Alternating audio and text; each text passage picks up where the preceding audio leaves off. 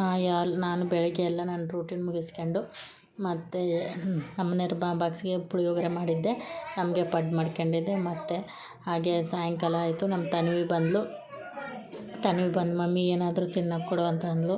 ಸರಿ ಅಂತ ಅಲ್ಲೇ ಪೈನಾಪಲ್ ಹಣ್ಣಿತ್ತು ತೊಗೊಂಬಂದಾಗಲೇ 2 ಡೇಸ್ ಆಗಿತ್ತು.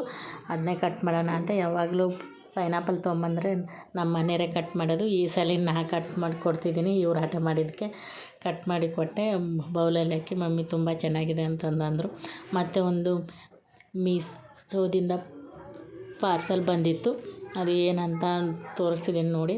ಅದು ಪುಟ್ಟು ಮೇಕರ್ ಅಂತ, ಕೇರಳ ಸ್ಟೈಲ್ ಪುಟ್ಟು ಮೇಕರ್. ನಾನದು ಸಣ್ಣದದು ಕುಕ್ಕರಲ್ಲಿ ಮಾಡೋದು, ಕುಕ್ಕರ್ ಮೇಲೆ ಇಟ್ಟು ಮಾಡೋದು. ಅದು ಪುಟ್ಟು ಮೇಕರ್ ತುಂಬ ಚೆನ್ನಾಗಿತ್ತು, ಚಿಕ್ಕದಾಗಿ ಕ್ಯೂಟಾಗಿ ಚೆನ್ನಾಗಿತ್ತು. ನಾವು ಒಂದು ಸಲ ಟ್ರೈ ಮಾಡೋಣ ಅಂತ ತರಿಸಿದ್ದೀನಿ, ನೋಡೋಣ ಹೇಗಾಗುತ್ತೆ ಅಂತ.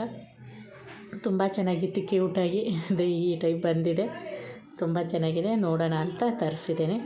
ಮತ್ತು ಸಾಯಂಕಾಲ ತಾಲಿಪಟ್ಟು ಚಟ್ನಿ ಮಾಡ್ಕೊಳ್ಳೋಣ ಅಂತ ಮಾಡ್ಕೊತಿದ್ದೀನಿ. ಚಟ್ನಿಗೆ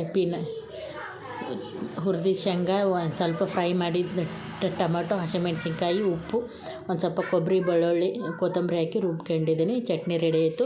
ಮತ್ತು ತಾಲಿಪಟ್ಟಿಗೆ ಒಂದು ಸ್ವಲ್ಪ ತುರಿದಿದ್ದು ಈರುಳ್ಳಿ ಕಟ್ ಮಾಡಿ ಸಬ್ಬಸಿಗೆ, ಕೊತ್ತಂಬರಿ, ತುರಿದಿದ್ದು ಕೊಬ್ಬರಿ, ಹಾಗೆ ಒಂದು ಸ್ವಲ್ಪ ಹಸಿಮೆಣ್ಸಿನ್ಕಾಯಿ ಪೇಸ್ಟ್, ಮತ್ತು ತುರಿದಿದ್ದು ಕ್ಯಾರೆಟ್ ಹಾಗೂ ಕರಿಬೇವು ಎಲ್ಲ ಹಾಕಿ ಕಟ್ ಮಾಡಿ ಇಟ್ಕೊಂಡಿದ್ದೀನಿ.